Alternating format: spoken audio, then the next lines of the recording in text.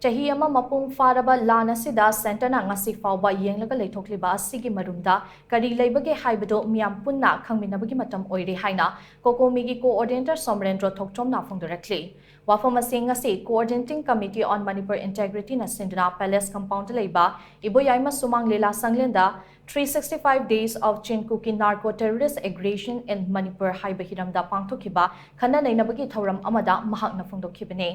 Kokomigi coordinator Somrendra Thoktom TANFO amasung NPOKD ge president Turner Raihing amasung United Maitei Pangal Committee Manipur ge advisor Islam Makakchana president member sing oiraga pangthokiba thouram aduda mahakna hai CHAHI ama mapung faraba LAN asi center amasung state Leingak na Waroishin Puraknaba Ngasi Phaoba Mashak Thokpa Thabak Amatta Paikhatte Kuki Kutlai Paiba Singna Maitegi Kul Singda Chatarakiba Nomai Kapshin Bagi Thaudo Kayada Central Force na Yengduna Lady Masidagi Hendoktuna Central Force Yauna State Force ke personal kaya Kuki Kutlai Paiba Singna Chatarakba LAN asida Maram Oiraga Misi Mina Nangba Yaudi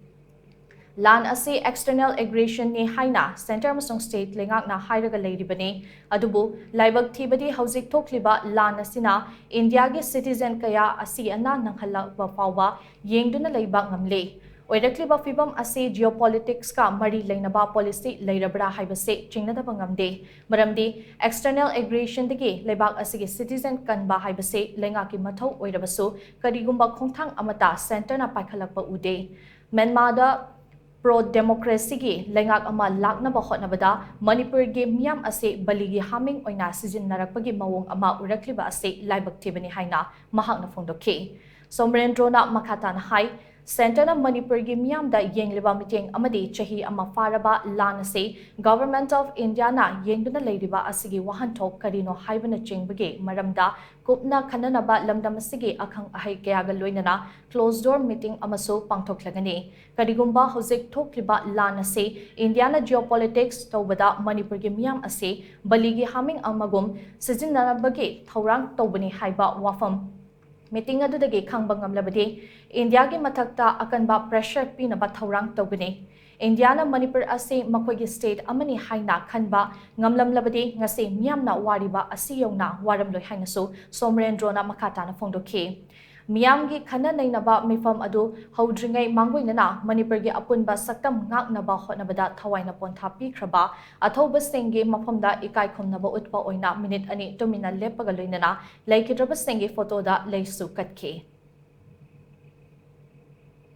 Google Yarasum Yang Thokpa Hebse Masiki Nungu Hato Kaino Hatuki Maram the Nekoina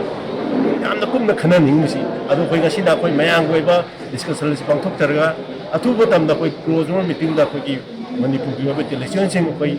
Puna Paminaga Masikuna Tidunagada higher Posika Gumba Koina Kogi finding the Kogi geopolitics without Manipur Miyam ji having when the season of Yambata,